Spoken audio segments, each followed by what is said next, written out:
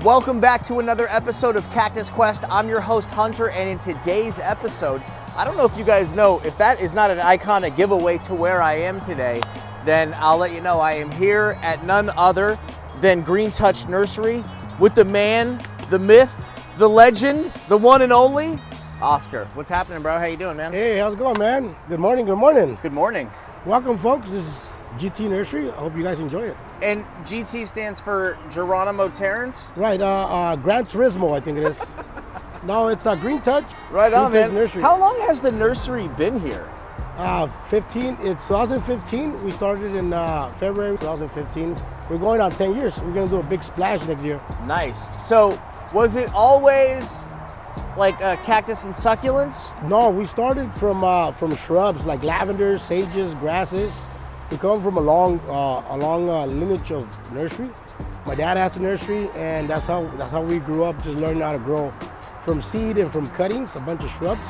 Yeah. And I decided it was time for me to fly out of the nest. Nice. So we started the nursery with the first year and a half was all shrubs, and we're wholesaling to a lot of retail nurseries. And I just got the bug of succulents. You know, we started with the common ones. And so when did you kind of when was it that you sort of made the jump from the shrubs and sort of stepping away from the family business and getting more into the more specialty kind of focus on cactus and succulents? Right, so we decided to go to some of these club sales, like the inner city and a few of the clubs that were local to us. And it's kind of opened our eyes to there was the different types of succulents out there. Cacti, I was never really into cacti, so I started getting a lot more exposure on that. And I figured that you could propagate these too, and you could cultivate them as well. And since I've been cultivating a long time, I was like, let me give it a try and dive into a different world. And I've been enjoying it ever since. I want to say about 2016, about a little over a year and a half since I started my nursery. That's when we actually started let's do the succulent thing and get a little bit more serious about learning them. Yeah, because I know you sort of came onto my radar during the COVID quarantine. Because I know it was Kevin at Crazy for Cactus who was the first one that ever even mentioned GT to me. He asked me, have you ever been there? And that's when I came down here for the first time. And then because of the unique, this is considered agricultural, so you guys had an exemption and the nurseries were all open during the quarantine. So while all the cactus clubs had shut down their events, everybody was still able to come to a nursery and actually go shopping. And so that's when we did that very first pop-up here in the parking lot. First succulent and cactus festival. I think it was 2020. Doing a little sale here at Green Touch Nursery, and we got my boy behind the booth. I got a bunch of astrophytums. I got a bunch of pottery that I've been making. A lot of cool plants, sticker packs, stuff like that. We got a lot of other vendors here. We got insane succulents in the house, baby. Oh yeah, we do. Late 2020. Yeah. And we had a great time, dude. Everybody was just glad to be outside and be out in the open. Yeah. You know? I mean, and I think it was sort of a unique time because of the fact that you had this huge space here where we were able to do it, but also being that you mentioned inner city, that didn't happen. And all of the cactus and succulent societies locally basically closed up shop and were not willing to come outside at all. So it created these, the amount of people that showed up to these. Right. If you were a part of some of those early pop-ups here at Green Touch, if you were here early, you know what it was like. The lines were literally down to the corner, all the way under the freeway, which is just absolutely nuts. It was sort of eye-opening for me, definitely, and it was a fun experience, which you played a massive part in. Oh, nice. Bringing all of the people together that kind of, at that point, had by and large only interacted on the internet. I went from selling cacti and succulents and having a good time here to creating some sort of community that people will come in and enjoy and talk to each other. You know, like you said, we met up with a lot of people that we only talked on the internet, and we're able to like shoot the back and forth, and we're able to also pass ideas, and I think it helped a lot, and it helped a lot of people, and those connections are still there, you know. And you know, to give credit where credit's due, the guys from Plant Shop Chicago were doing those live auctions online. That's what we copied them. And then yeah, you guys sort of picked that mantle up and started doing it like on a weekly basis, and that has become, I mean, I think a lot of people I have talked to, they get on the auctions, whether they're buying plants or not, it's like a good time. People really enjoy like the comedic aspect to it. And I mean, you and your brother have some chemistry, dude, that you guys crack me up on there. So yeah, I mean, we grew up just you know, going back and forth and having a good time, and you know, so we keep the same dynamic on screen. And we would like to introduce these plants. That's the main reason that we started doing those auctions. There's a lot of plants that we're bringing in that we have never seen before. We'll go source them out that week, and then we'll be glad to show them that week in an auction setting, so people can be introduced as well, you know? Yeah. And so from that, now things are like going into the next iteration of selling plants online, and you guys are doing, I did that video a little while back with Jack, and we did a tour of his new greenhouse, and you guys are also doing, it was previously called Plant Story. Right. It is now called PALMSTREET. So just for clarity, it's the same app, but they changed the name. So you guys are now hopping on that as well? Right. So we got reached out by somebody in the app, and we figured that we were gonna, you know, see what was going on in that app, and it's been doing pretty good. You know, we enjoy a lot of aspects of the app, and I'm hopping on maybe twice a week. Are the plants that you're bringing to do on the couple times a week hopping on the app, or are people maybe getting some of the first crack at whatever you got that week? Right, so I feel like going on the PALMSTREET, I want to bring the people some new stuff. You want to keep them interested, but also there's a lot of newbies there on that app. Yeah. It comes from like a houseplant world. Yeah. And I see a lot of people kind of diving into the world of cacti and succulents. And you know, the reason why we started doing this online stuff was for the introduction of these beautiful plants. So, you know, a lot of African plants, a lot of South American, Mexican plants, North American, and they're all cacti and succulents. So I feel like we're doing a good job just to introduce them to some new varieties. That's awesome. Yeah, I still have yet to hop on it. I am gonna get on there. It's just, you know, I had traveling. I just got back from Austin, Texas. Shout out to the people there, everybody, Hector, Alejandra, and everybody else that made that trip spectacular and special. But like preparing for those events and doing that, and then, you know, my first role, my number one job is being a dad. So it's like, you know, I've got 3 sons, and that takes a lot of time. So I have not had the time to sit down and put together a flat or 2 of plants. But I've got some pots that are gonna be coming out of the kiln very, very soon, a nice batch. And I will be hopping on there. I absolutely promise that. It's definitely gonna happen. But so compared to like doing it, because I'm still, again, like I said, I haven't hopped on it. I've hopped on and watched now, and I guess I keep getting these alerts that I've got $3 of credit because somebody hopped on because of me. Right. Compared to like doing it on Instagram, where you've got to then post it, and then you have multiple people who might ask for it, so you let the first person know, like, here's how you take care of it.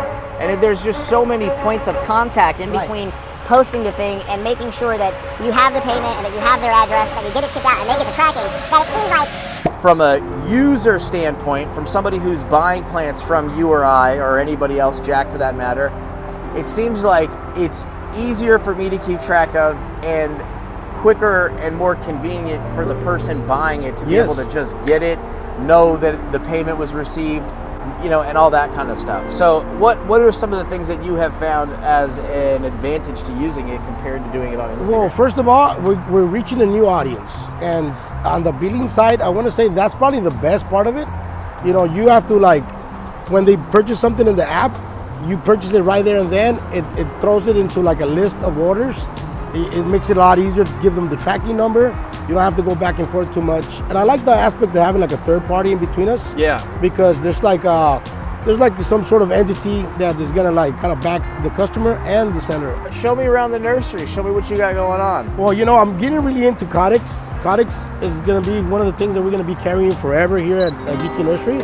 And we're bringing in some beautiful stuff. We're getting ready for Codex Week in June 24th. So is that you did Euphorbia Week, which was fun. Yes. I hopped on the live for that. So now you're doing Codex Week? We're doing Codex Week, June 24th to June 28th. So we kind of been bringing a bunch of different codex just to show off and showcase some of these beautiful pieces. Dude, I have not been, as I've been getting busier and busier with the family life, I haven't been hiking as much as I normally do. And I'm starting to develop a bit of a codex myself, to be honest with you. We're doing very, very well on Palm Street. It seems like the codex plays well with like the houseplant world because they are leafy, they are branchy. Yeah. So I feel like there's like a nice transition. Cephalopantandra, Jaredanthus. Dude, this is insanity. Yeah, I just trimmed it back because it was just weepy, and I was like, I think it is nice to have a nice. It's like a big yam. It's like a massive potato, dude. We just got these in. We're trying to propagate them from seed, but I have no idea what I'm doing. Nice, dude. These are gorgeous. Yeah, we never stop learning here, man. We're not by all means experts. We just like what we do. So there's the flower. Yeah, I am not. I have recently finally committed, and I have a couple much smaller Dorstenia gigas that I've got in my collection. But I'm kind of, for the time being, just sort of planning on growing them on, and then once they get to a certain size, I'll start taking cuttings and stuff like that. Because you've got like what appears to be pollen on there. Yes, I've been crossing them, but I don't have anything. I don't see any development on the seeds.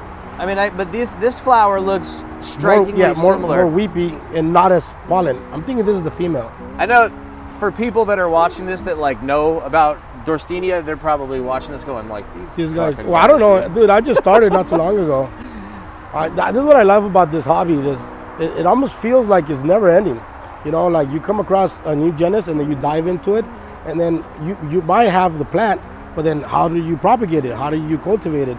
Is it going to withstand full sun? Is it going to be partial shade? You know, and then you start learning from where it's endemic to, and there's a lot of work to be done. Just having gotten back from Austin, Texas, where the growing conditions are so much different. And even from what in my mind, because I lived in Texas, but I lived in South Texas, and it was hot and humid. I don't ever really remember it being cold. It was always hot and humid. Austin, Texas gets much colder, and they get a lot of rain, and it's very humid. Nice. So not to mention it gets blazing hot. So like what they have to do in order to be able to grow things is completely different. Right. From what you have to do or growers in New Mexico have to do. Yeah, like you guys basically just have the shade cloth year round. Yeah. It's a lot easier. And everything, so you found that everything that is here can take the winter rain? I mean, there's nothing that you found that suffers? We started using a lot more pumice because we do have an issue the past few years. California's been a little bit more longer winters and a little bit more wet. So we're doing a lot more drainage on all of our succulents, and it's been helping a lot. I do lose some stuff, but a lot of the time we're just learning. We just brought the variety in, and we haven't dealt with them 360 days a year. So what is your soil mix basically? I mean, right now it's we're doing 25% cactus bag mix. Okay. And 75% pumice. Is there a particular mix you're using, or? We use LGM, which is a local bag soil. Okay. And they have a particular cactus and succulent soil. Gotcha. And there's just some organics in it. Yeah, but it's just a really nice one. So I was just looking around the nursery and I was like, oh my gosh, dude, what is this thing? And I was sadly informed that this has already been sold, and he sold it on Palm Street. This is Euphorbia stellospina, and I mean, these plants are definitely around, but this right here, this is an exceptional clone of the plant, my man. Oh yeah. That is a nice plant. To the greenhouse. There he is. Are we going on a cactus quest? Are we? I think we are. You gotta be precautious, you know. We are now heading. Just make a left here. Yep. Well, why don't you tell us where we're going? We're going to see my brother on his greenhouse. He named it the factory.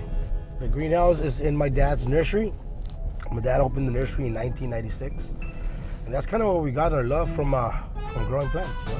You know? All right, well, so we're gonna go check it out. Let's go see what. Let's go see what. Right. Oh, how you doing, man? Good to see you. Thank you. Hello everybody, my name is Edgar Vargas. I'm at your Cacti Sucks on Instagram and on PALMSTREET. So same name, hit a follow, subscribe where you need to, and He's like the. I mean, is it official or are you the unofficial other half of Green Touch? I'd say it's unofficially, but we're brothers, and I love to do it and come up with some crazy stuff over there with my bro and geek out on all this stuff that we got here. I like to think of them as the dynamic duo of online cactus and succulent auctions. That's just my personal take on it. So, you know, see it how you will. Yeah, see how. What are these little things right here, dude? What are we looking at? Of course, the thing is this like in the. It's in the acacia family. They're little small acacia trees, desert dwellers. They're pretty. What are they called? I believe they're You're on the spot, bro. Burkay. If Those are I'm not cool. mistaken, I could be wrong. So you and I are similar. This is the kind of greenhouse I have as well. How big is it? 30 by 45 feet. Okay, nice size. 30 by 45. You ready to take us in, dude? Yeah. Show the people Come on what, in. what kind of magic lies within. Yeah, hell yeah. I got something right on the entrance that I want to show people. It's a cool plant that you don't often see this size in a pot. Here we have the, Holy mackerel. they call now Azurioceras. Azurio Sirius? Something like that, right? Yeah. And it's Hertlingiana, Hertlingiana. formerly Brown Ingia. Right. Dude, that is Just a nice unbelievable. Here, stand next to it real quick. Let's get a little size comparison. There we go. Yeah, I don't even have one that's as thick as the smallest pup on here. Yeah, it's coming in hot. The only other one I've seen it is like, no, two. I take it back. Tony Marino has got a gorgeous one in his yard right there on the side of the driveway, and then Trevor Elliott, the Cactus Jones. It's not quite this big, but he's got a real nice one in the ground at his place too. I believe Pricoceras has a pretty nice chunky one. I would imagine. Yeah, I In his- can't in his recall, but I garden. bet if I look at the footage, he certainly does. Yeah. So All come right, on bro. in. I've called it the factory, sir. This is indeed the Cactus and Succulent Factory. I've never been here, so I'm excited. I've only seen what you guys have seen online. If you've never been here, So welcome. I got some tables. you got the nice growing, raised growing bed. Is that what you call this? Right. Yeah. This was actually a gift from a good friend, Tum Lampoon. Nice. He had made it for a customer for vegetables, and they had no need for it. And he was like, "Would you like it?" And I was like, "Yeah." Dude, you've got some And you got some crazy here we go. stuff in here. Yeah, just sprinkled in some more on the succulent side, I believe. But there's a few cactus in there. You got Welwitschia mirabilis. Right. Yeah, what I'm assuming is Focaria either purpusi or fasciculata. You're spot on with the first one. Okay, yeah, because they're kind of small, but the leaves look Right. definitely. You got Avonia quinaria, Gymnocalycium euphorbioides. Another dude. Where you guys both have just the most exceptional clones of Stella spina. We love. So is this Bulata? No, that is not Bulata. No, That's okay. just a hard-grown chopped one. Is that Bulata? No, that's actually a nice seed-grown clone that I bought because I saw the more rounded leaf. Okay. So if you notice, this is more of a regular form, and then that's like a small circular leaf. It's a little bit different. Oh, I do see what you're talking about. Right. But if you're looking for Bulata, you just have to turn right around a 360. Oh, I mean a 180. There we go. Oh, Right okay. here on your yeah, right yeah. side. You can see the difference 100%. Yeah. So these are the elusive Bulatas. So is this what now? What's the deal with this? Is this considered a cultivar, or is it an actual like? Is it something that actually occurs somewhere? Everything I've seen on it is Form F Okay. Bulata. Interesting. So I believe it should occur in nature, but I think they stay a little bit smaller than your regular Dorstenia gigas. They're more of a miniature form. And so is it beyond just the like absolutely excessive, almost cespitose branching? Because the leaves look to be a bit different as well, actually. Right. I'm having a hard time. It's a really overcast day here today, so it's kind of like the camera's having a hard time focusing on it. But the leaves look like they're definitely thinner, more lanceolate. Right. Whereas with gigas, they're, certainly a bit more oval shaped. And then what is this? These are what I believe to be Dorstenia lavranii. Wow, I've got 2 little itty bitty ones, dude. Yeah, these are really nice. These were actually imports from Thailand. They've been taking a while to spring up, but I think they're doing just fine now. So how long have you had this spot? I put it up last year in June, mid-June. Okay. I was starting to put it up. And so for you, I know you're growing stuff from seed. Right. You also are importing things. Right. Is this stuff like what we're looking at in here? I guess like you got a flat of these. I'm assuming these are probably sales plants. Right. So stuff that you're going to end up having on the PALMSTREET app? Right, exactly. Okay, gotcha. Exactly.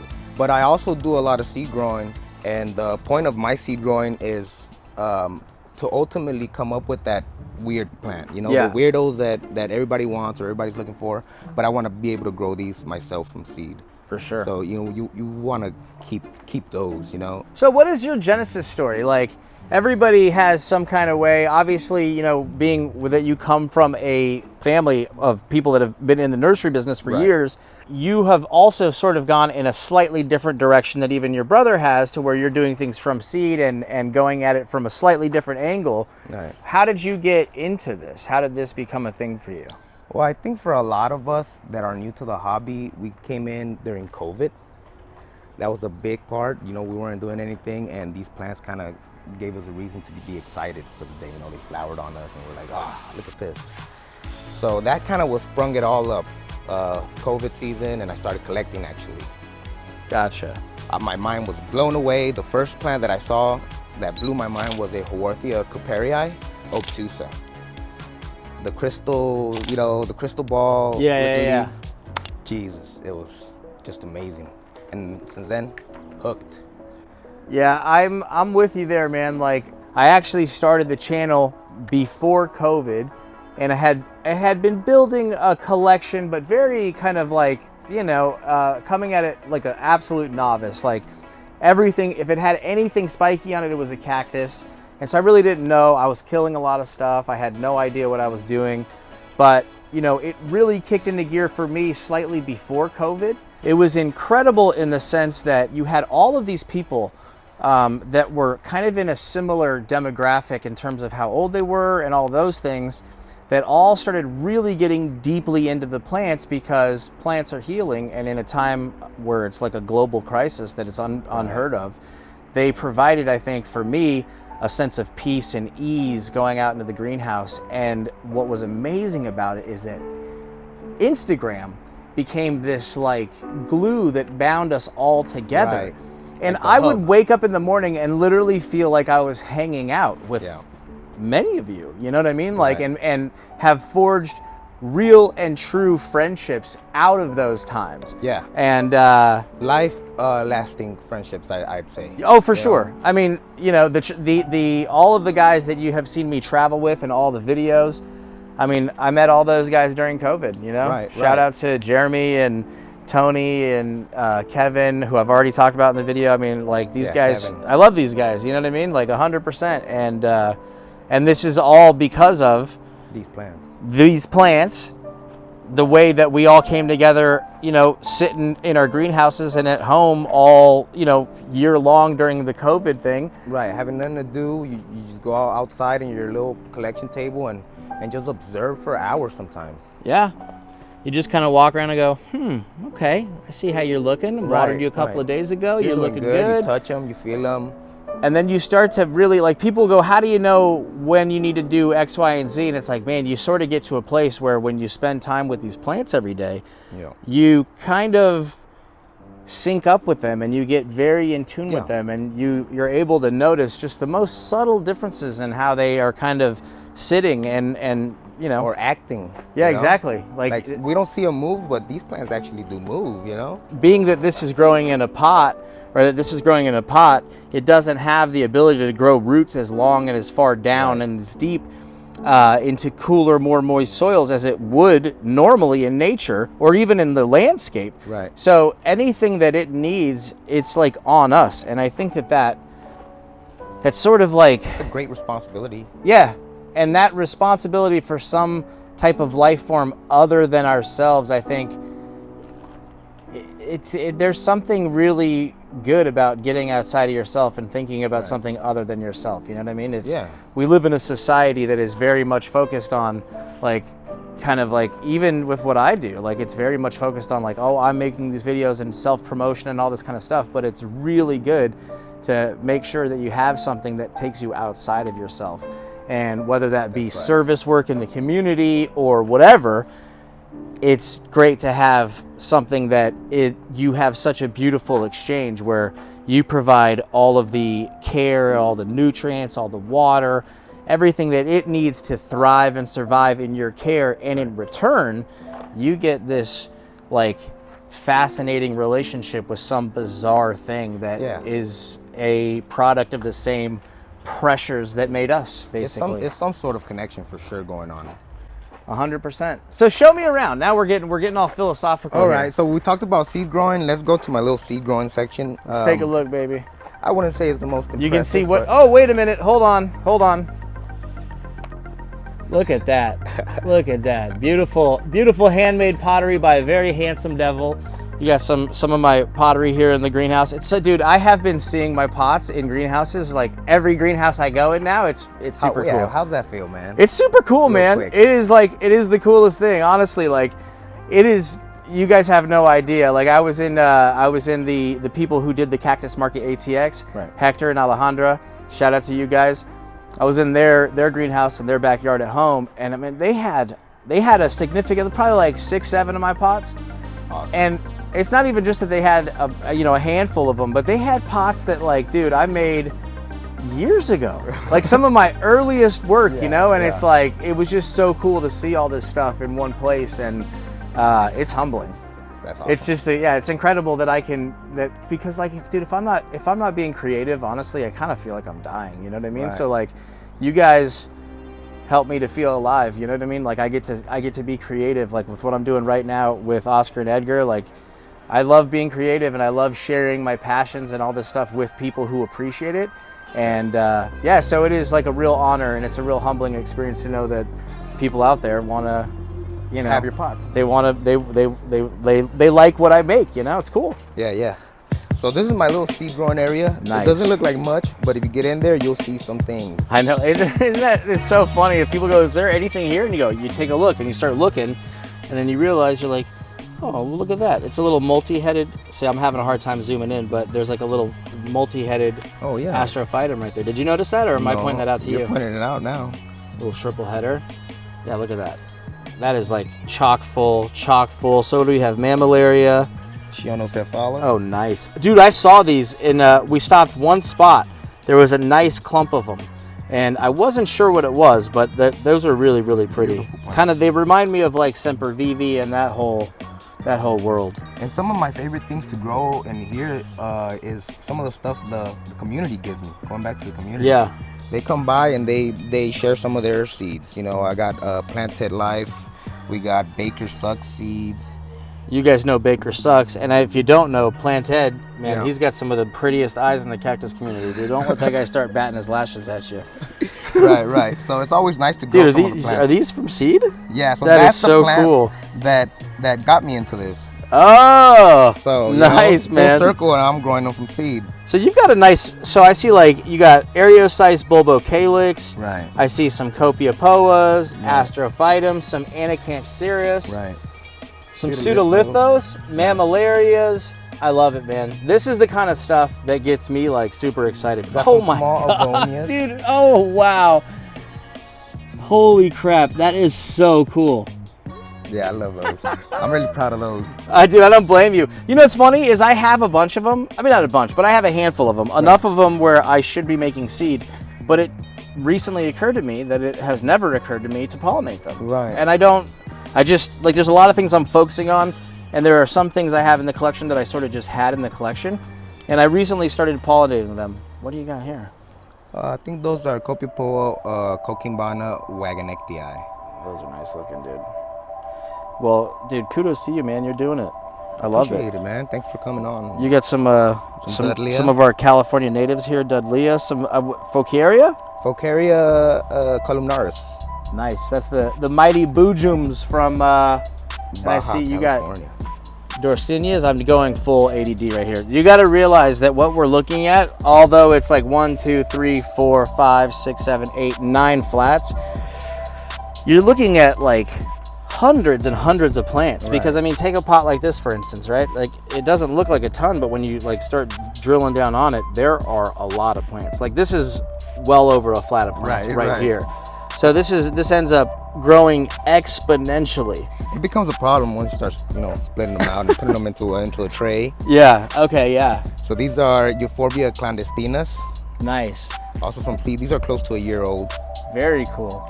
I see you got some Thelos, more Euphorbias. I just finally grew Euphorbias from seed for the first time this year, and they're doing pretty good. Yeah, I did Euphorbias are sweet. Susanne and I forget the other one. It's one I'm not super familiar with actually, but it's one of the medusoids. Right. And so then aside from that, you're also doing some leaf propagation. Right. Leaf cuttings as well, even like little head cuttings of certain copepoles, Nice, man.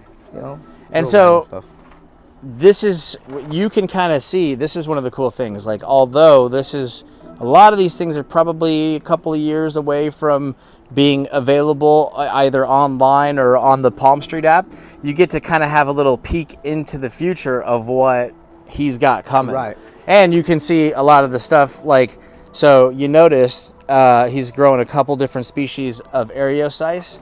And if I'm not mistaken, I'm going full ADD again, but I saw these earlier. And are these, am I tripping right now? But these are Areocyce as well, aren't they? Right. What are these? These are Areocyce auratas. These happen to be D-grafts, rooted D-grafts. Oh my goodness, dude! Why didn't you tell me you had a little army of these things? I'm building. Have they started? Have they started flowering at all? Not yet. That's what I'm hoping. Hopefully I get some this year, but Man, that's what I'm hoping to do with this. nice, What nice. you see here. So, Look at this one. This one's kicked into gear right here. right. So with all these tables, there's plans for different plants. Some certain plants are for that, just like you said. I want them to flower, and I want to cultivate a lot of seed from this to continue growing them. But Yeah. other stuff is for selling, like on the PALMSTREET app or online on Instagram. And every plant has a plan. In my head. That's a Astrophytum capricornae cultivar variety Taiho Gyoku. And is this what they call the buffalo? It's the generation before. Dude, that is nice. So that would be the generation before the buffalo, and then they cultivated that eventually to become that beautiful buffalo. And that's a Japanese cultivar, I'm right, assuming. right, So then what's over here? You've got like your collection table, huh? right. Let's take a look at that, dude. Show me some of your gems. You come through. Most of these are gems to me, because certain people collect certain things. So, okay, so if you've seen stuff over here so far, you can hit them up and say, hey, man, is that available? This table, is this the unavailable table? It's most likely the unavailable. Okay. Yeah. All right. This is a really old Euphorbia clavigera. I got this from a collector who was moving to Utah, and these plants just can't take that over there. He didn't have the amenities to keep them alive over there, so he was like, I gotta let them go. So is that the date, 93? 93, yeah. That's crazy. The Look at year I the was root born. on That thing is older than I am. 93, so how old are I'm you? pretty old. I'm 30 years old, yeah. You got some nice agaves. We got over some here, nice bro. agaves. Some of these are some cool hybrids from Jeremy Spath, hidden That's agave. pretty. Yeah. Some of my favorites here, Shawiaya Borspina. Look at that little spine right there. Isn't that crazy? Dude, I missed the boat on these. Oh, you did? Yeah. He said he's going to get me on the next batch, though. Yeah, so. he got you.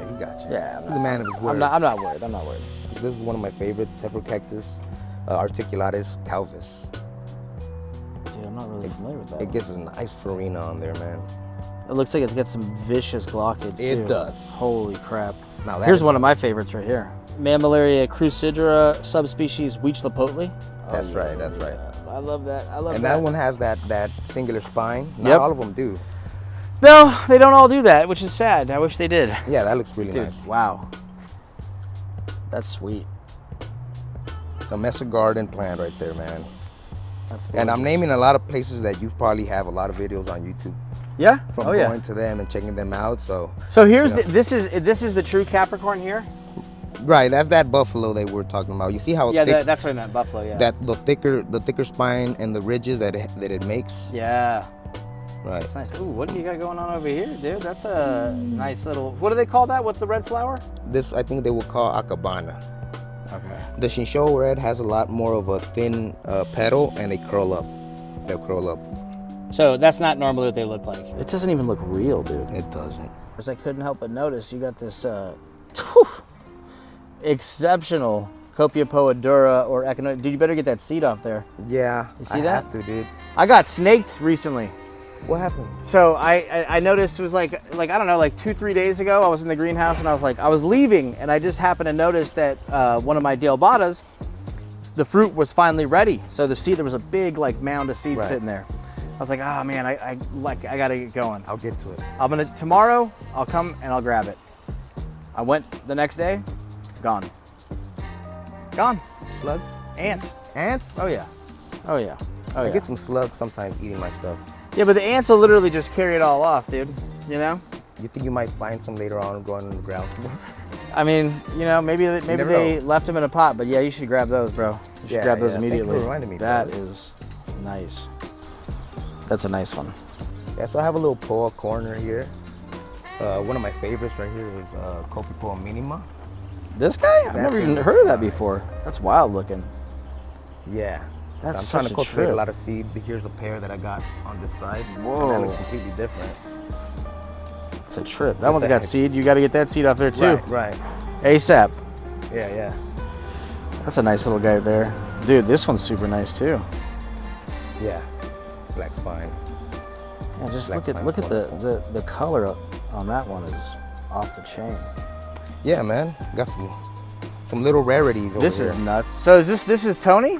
This is Tony. Man, prickly punk. So I did a video with him. If you want to check it out, go dig around. It's back there. We call him Mini Yoda. Yeah.